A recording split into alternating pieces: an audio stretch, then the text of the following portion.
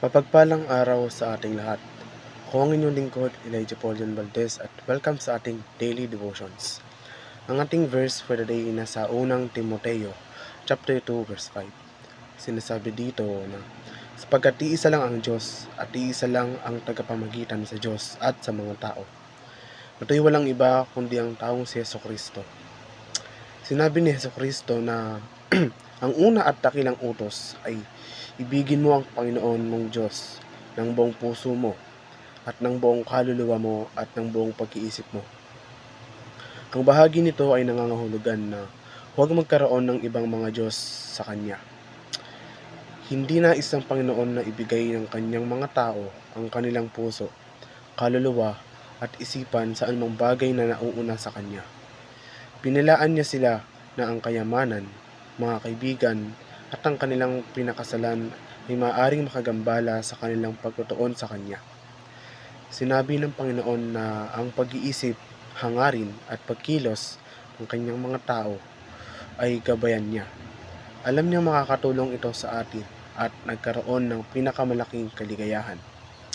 Sinikap ni Jesus na isama ang lahat ng Kanyang ministeryo na nagbibigay sa kanila ng isang lugar upang mapabilang sa pamamagitan ng pakikitungo sa lahat ng may pagpapahalaga at paggalang. Nangangahulugan ito na tumawid siya sa linya ng hindi mabilang na beses. Isa sa pinakakapansin-pansing pagkakataon ay nangyari nang makipagkaibigan din siya sa isang babae na malawak na itinuring na sinapian ng demonyo.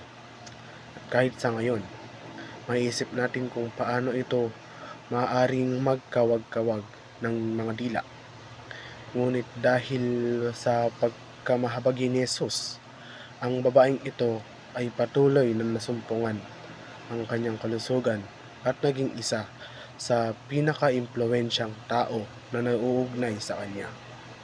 Ang kanyang pangalan ay walang iba kundi si Maria Magdalena. At ang katotohanan na alam natin ang tungkol sa kanya makalipas ang mahigit 2,000 taon ay isang patunay sa mga hadlang na magtagumpay na nabura ni Jesus sa pamamagitan lamang ng hindi pagpansin sa mga ito. Ngayon, ang pamahalaan ni Jesus ay patuloy na hinahamon tayo na maging inklusibo sa totoong paraan upang maabot ang mga nakaraang pisikal at mental na pakikibaka, kasarian at etnisidad ng mga tao upang talagang makita natin sila.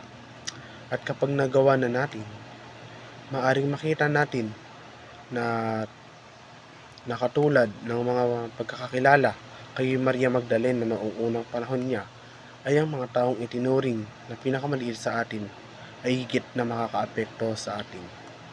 Muli, ako ang inyong lingkod, Elijah Paulian Valdez, at dito na nagtatapos ang aking daily devotions.